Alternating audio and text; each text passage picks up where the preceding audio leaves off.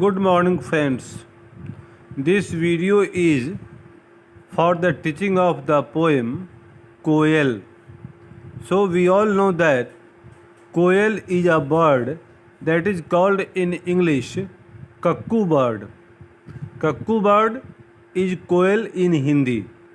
And so, this is a poem composed by Puran Singh.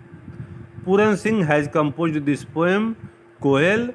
The English meaning of Koel is Kakku bird. So the Hindi name has been given here. One poem about Koel is very important, that is written by William Wordsworth. That is The Solitary Reaper. And in that poem also we read the effect of the sound of the cuckoo bird, because cuckoo is a bird, koel is a bird that is black colored and that is known for sweet sound, that is known for singing ability, singing capacity. And so this cuckoo bird is the favorite for the poets. मतलब ये कि कोयल हिंदी नाम है cuckoo का, cuckoo अंग्रेजी में और हिंदी में कोयल।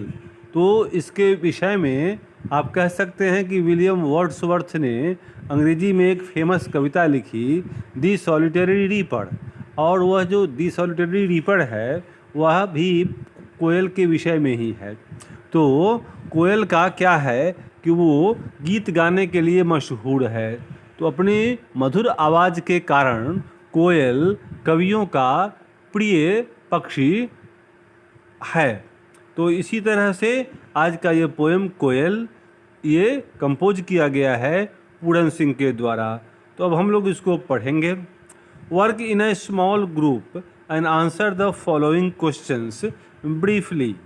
Whatever questions have been given here, you have to read that and discuss it with your friends. Which is your favorite bird?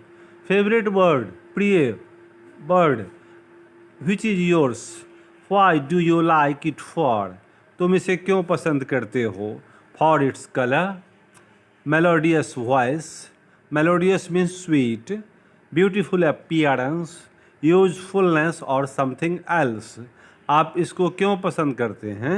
रंग के कारण, मधुर आवाज़ के कारण, खूबसूरत शरीर के कारण, या किसी और उपयोग के कारण, या किसी और कारण से। बस after that we will read the poem line by line. So I feel that I have made it understandable to you by saying that koel is a bird. It is cuckoo in English and it is known for its sweet sound, and so it has been the favorite bird for the poets. So here the koel.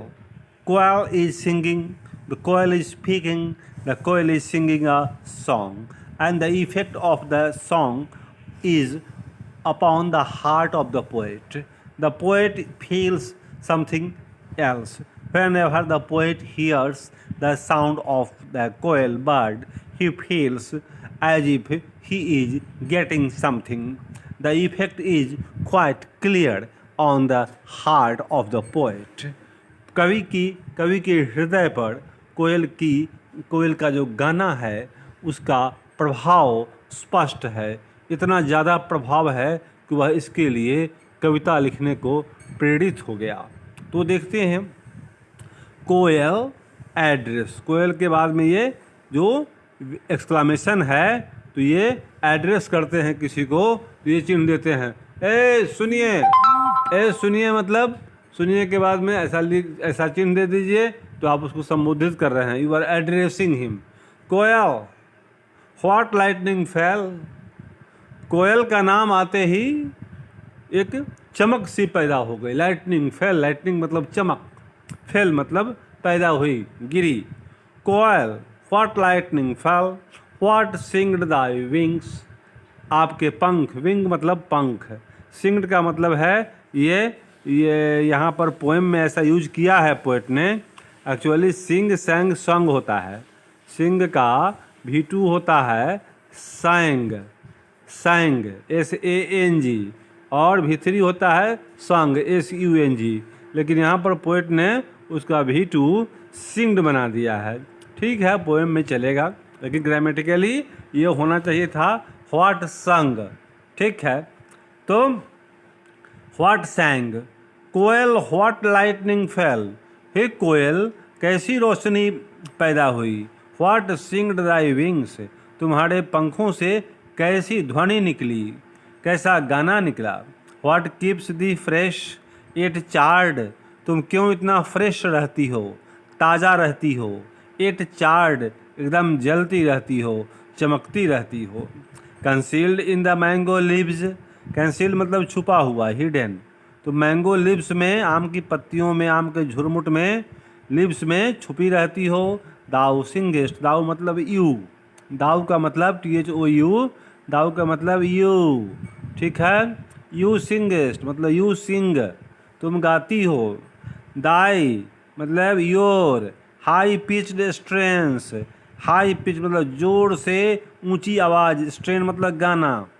तो गाना का line, thy high pitched strains wake in my soul 1000 memories, तुम्हारी जो तीक्ष्ण आवाज़ है उससे मेरी आत्मा में हजारों यादें जग जाती हैं, पैदा हो जाती हैं। वेक जग जाती हैं, 1000 मेमोरीज हजारों यादें, memories. Why so restless that thy spark shedding notes, आप इतना बेचैन क्यों रहती हो। रेस्टलेस दैट दाई, कि तुम्हारी स्पार्क शेडिंग, स्पार्क मतलब चिंगारी पैदा करती है। तुम्हारी जो शैली है, तुम्हारा जो गायन है, उससे चिंगारी पैदा होती है। गो फोर्थ किंडलिंग फायर, वो तुम्हारे मुंह से निकलती है और आगे बढ़ती है आग लगाती हुई। लो, और जहाँ जहाँ जाती है वहाँ आग लग जाती है। जैसे लो देखो, लो मतलब ए लो, देखो क्या हो गया। The roses are on fire, फूल गुलाब खिल गए। तो खिल गए तो क्या हुआ कि उसमें जैसे आग लग गई हो। कवि ने तो कोयल की आवाज़ को सुना तो उसके दिल में आग लग गई, उसे भी अपनी प्रेमिका की याद आ गई। जैसे कोयल गीत गा रही है वो अपनी प्रेमिका को सुनाने के लिए, तो यहाँ कवि को वो गाना सुनने के बाद अपनी प्रेमिका की याद आई, तो उसे उस अपने दिल में आग लगी। तो बाहर जो खिले हुए फूल हैं गुलाब के, वो भी लगा के देखो गुलाब में आग लगे, वो कली थी फूल बन गई, मतलब वो आग लग गई, उसमें जल गई, लाल हो गई। On fire which winds and waters catch, उसके बाद वहाँ जो हवाएं हैं उनमें आग लग गई, और वाटर कैच पूरा पानी में आग लग गई। पानी में आग लग गई मतलब क्या, मतलब स्प्रेड हो गया। आदमी अपनी ही नज़रों से दुनिया को देखता है। Whatever we are thinking in our mind, we see the world according to that. Whenever we see, we feel that we are happy, we feel that whole nature is happy. And whenever we feel that we are sad, we are sorry, then we feel that the whole nature is weeping, the whole nature is sad. तो ये जैसा लगता है, जैसी रही भावना वैसी, जिन जाकी रही भावना जैसी, प्रभु मूर्ति देखहीं तिन तैसी। अपने ही मन से जानिए पढ़ाए दिल का हाल। ये सब कहावत है, कितनी अच्छी बातें हैं इन पंक्तियों में। साहित्य हम लोग इसीलिए पढ़ते हैं, literature we study only for this, to get moral, to get lesson, ज्ञान, शिक्षा, सीख पाने के लिए हम लोग साहित्य पढ़ते हैं। साहित्य पढ़ने से पता चलता है क्यों कुछ लोग आसमान में उड़ते हैं और क्यों कुछ लोग ज़मीन पर रेंगते रह जाते हैं। यह जो व्यक्ति के बीच का अंतर है, यह अंतर क्या है, यही अंतर पता लगता है साहित्य पढ़ने से, कहानियाँ पढ़ने से, कविताएं पढ़ने से। तो lo the roses are on fire which winds and waters catch, सब जगह आग लग गई। कोयल ने गाना गाया और गाना से जो अग्नि पैदा हुई वो गुलाब में लगी, वो हवा में लगी, वो पानी में लगा। The shades of mangoes burn, अब लगातार कोयल का गान हो रहा है और मैंगो का जो शेड है, वो जो पत्तियों का झुंड, उसमें जैसे आग लग गई हो। What a rain of sparks art thou, आर मतलब दाऊ मतलब योर, तुम्हारा जो ये गाना है उससे क्या हुआ, दाऊ मतलब यू, तो ये तुम जो गीत गाती हो उससे अग्नि का रेन मतलब अग्नि की बारिश हो रही है, बारिश होती है पानी का, यहाँ बारिश हो रही है अग्नि की। O little bird, a little bird, bird को जैसे वो एड्रेस कर रहा है, डायरेक्ट पूछ रहा है क्वेश्चन, उसको पर्सन मान के, व्यक्ति मान के।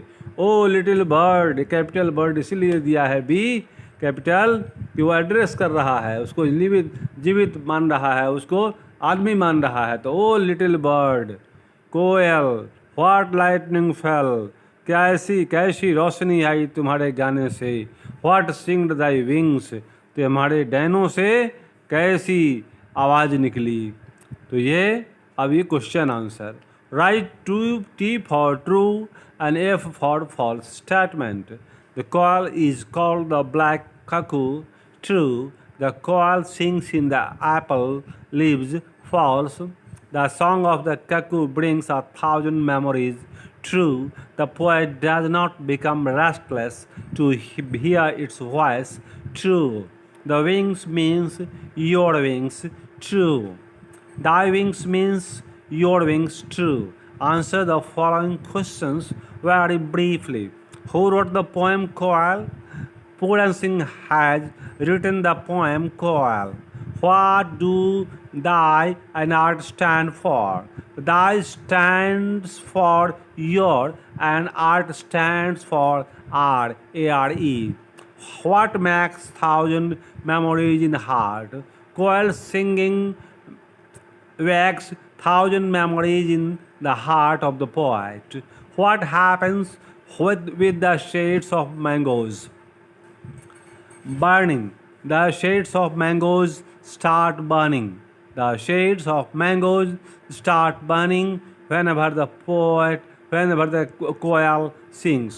Oh little bird, why has bee in bird capital here?